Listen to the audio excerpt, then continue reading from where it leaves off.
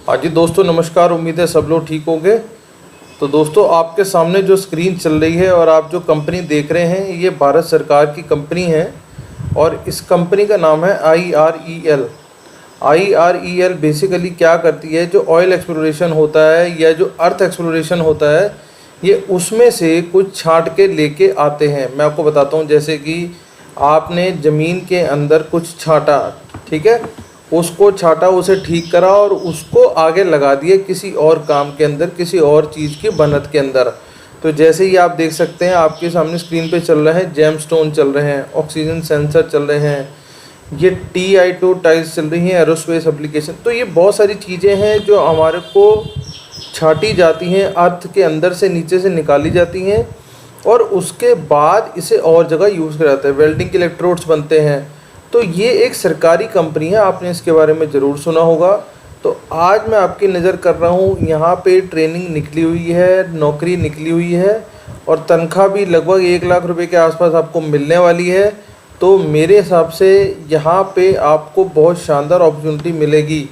तो 1 लाख इसके अंदर तनख्वाह होने वाली है। आप ये समझिए जो आपका पैकेज बनेगा, ठीक है, पहले आपको लगभग 50,000 रुपये के आसपास मिलेंगे, उसके बाद ये तनख्वाह बढ़ती चली जाएगी। तो इसमें हमें समझना ये है कि भाई हम इसके अंदर क्या काम कर सकते हैं। अब आप ये देखिए, इसमें कितने तरीके के काम है। ज़िरकॉन ढूंढ रहे हैं, गार्नेट ढूंढ रहे हैं, एमएनएट ढूंढ रहे हैं, सिलेमेंट ढूंढ रहे हैं, रेयर अर्थ ढूंढ रहे हैं। तो ये अर्थ एक्सप्लोरेशन का सारा काम होता है, इसके अंदर यही काम किया जाता है। तो ये तो होगी थोड़ी सी कंपनी के बाद जो मैंने आपको बताने की कोशिश करी है। आगे आप देखेंगे तो इस तरीके की आपको वेबसाइट नज़र आएगी और ये पूरी सरकार की तरफ से चलाई जा रही है। ये मतलब सरकारी नौकरी है और सरकार ही इसको चलाती है। Formerly Indian rare earth limited, ठीक है ना। अब इसको इंडिया कर दिया है, पर ये पहले इंडियन रेयर अर्थ, रेयर का आप मतलब समझ जाते होंगे कि जो कम पाई जाने वाली चीज़ है उसको इन्होंने ढूंढना है या उसको एक्सप्लोर करना है, ठीक है। तो आगे हम चलते हैं इसके नोटिफिकेशन पे, नोटिफिकेशन को समझने की कोशिश करते हैं। तो आप जब आप आगे आ जाएंगे तो आपके सामने इस तरीके से ऐड आ जाएगा। तो ये आपको ऐड कर रहा है, detail advertisement for recruitment of the post of management trainee in various discipline, ठीक है। इनके पास बहुत सारे डिसिप्लिन हैं, बहुत सारी लाइन्स हैं, तो उसके अंदर अलग अलग तरीके की इनको ट्रेनी चाहिए, जिनको ये आगे देखेंगे। तो मैं आपको बता दूं, पहले जो डेट बन के आ रही है वो डेट निकल के आ रही है। 21/7 को इनकी नोटिफिकेशन आती है, 20/8 को इनको ये नोटिफिकेशन आउट करनी, मतलब कि ख़त्म करनी है। और जो लास्ट डेट ऑफ पेमेंट की है वो 20/8 ही है, मतलब कि सेकेंड वीक ऑफ सितंबर में आपको एडमिट कार्ड आने शुरू हो जाएंगे। तो आगे आपको थोड़ा सा डेट और टेस्ट का भी पता लगता चला जाएगा। हम समझते हैं कि हमें चाहिए क्या क्या और किस किस फील्ड के अंदर चाहिए। तो आप ये देखो, फील्ड देख लो। MT मैकेनिकल के अंदर इन्हें मैकेनिकल में चाहिए, माइनिंग में चाहिए, इलेक्ट्रिकल में चाहिए, केमिकल में चाहिए, मिनरल में चाहिए, HR में चाहिए और फिनेंस में चाहिए, ठीक है।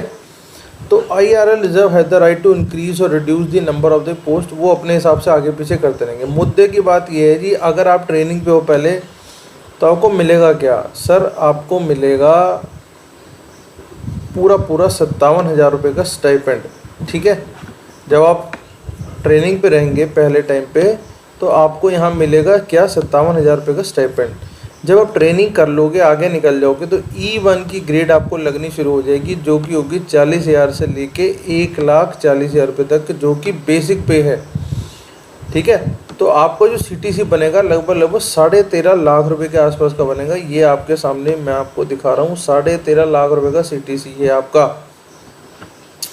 और which includes excluding performance related pay and inpatient hospitalisation benefit for self dependent. अगर इसके अलावा ये भी मिलेगा जो आपको अलग से मिलेगा इसके अंदर।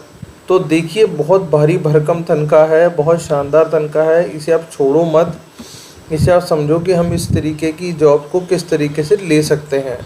अब आप समझ लो एज लिमिट है मैक्सिमम 27 साल, 20/8/23 को, ठीक है ना। 27 साल ये आ रही है आपको सिर्फ जनरल कैटेगरी के लिए, ठीक है। अब आप देख लो, इफ़ इन केस आप जनरल के अलावा किसी और कैसे कैटेगरी में रिटेन आ रहे हो, तो भैया 3 साल की आपको रिलैक्सेशन मिल जाएगी। OBC के अलावा SC ST हो तो 5 साल की मिल जाएगी। और अगर आपको है किसी तरीके की डिसेबिलिटी तो वहाँ पे ये चीज़ बढ़ जाएगी 10+13, 10+5, वो डिपेंड करेगा कि वहाँ पे किस तरीके की जॉब में आप जा सकते हैं।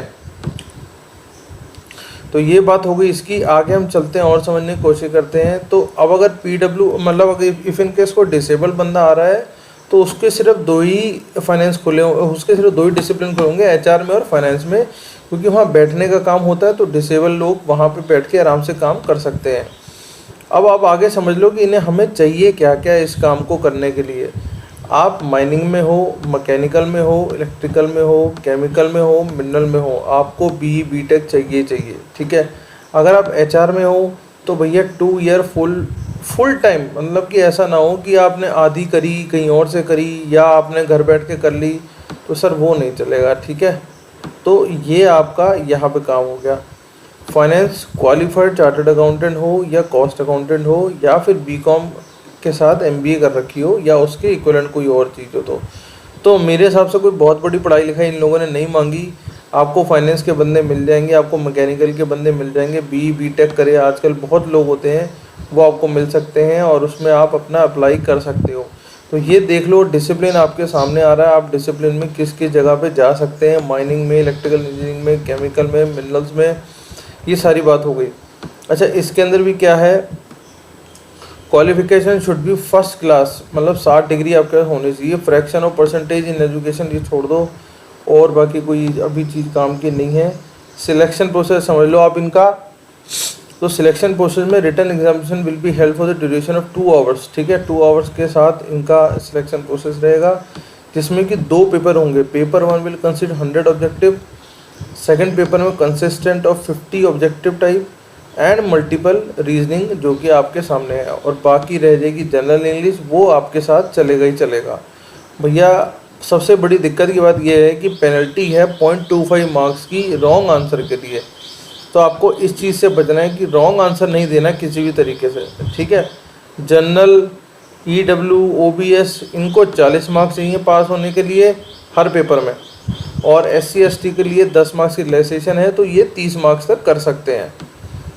अब ये आ रहे हैं कुछ आपके सामने पेपर के सेंटर की, जहाँ जहाँ जाके आप अपना पेपर दे सकते हैं। दिल्ली, मुंबई, चेन्नई, कोलकाता, अहमदाबाद, ये मोटे मोटे शहर हैं जहाँ पे आपको मिल जाएगा।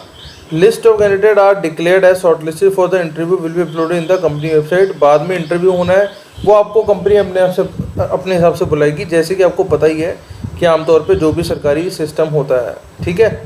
तो स्टाइपेंड मैंने आपको बता दिया। स्टाइपेंड के बाद आपकी स्केल 40,000 से 1 लाख रुपये तक, 1,40,000 तक का लग जाएगा, और एक सर्विस बॉन्ड भरा जाएगा 3 लाख रुपये का हो जाएगा, वो हो जाएगा, इसमें कोई दिक्कत की बात नहीं है। तो आगे चलते हैं, समझने की कोशिश करते हैं। तो मोटी मोटी चीज़ मैंने आपको इस नौकरी के बारे में सारी बता दी है। बहुत शानदार नौकरी होने वाली है और बिल्कुल सरकारी रूप में नौकरी मिलने वाली है। और एक चीज़ और बता दूं कि इसके अंदर 500 रुपये का आपका फ़ीस लगने वाला है, जो कि सभी के लिए मान्य है, जितने भी जनरल लोग हैं। लेकिन SC ST और इसके अलावा OBC तो नहीं आ रहा, और कैंडिडेट जो वुमेन है उनके लिए एग्जाम्पशन दे दी गई है इसके अंदर, ठीक है।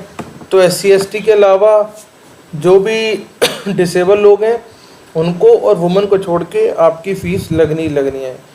तो मैंने आपको टोटल एक मोटा जानकारी सारी दे दी है इस नौकरी के बारे में। तो ये सरकारी जॉब है भैया, इसे छोड़ने का गलती मत करना, इसे ज़रूर इसे अप्लाई करो, ताकि आप अपना एक उज्जवल भविष्य इसके अंदर बना सको। तो बाकी मिलते हैं अगली वीडियो में, तब तक के लिए जय हिंद।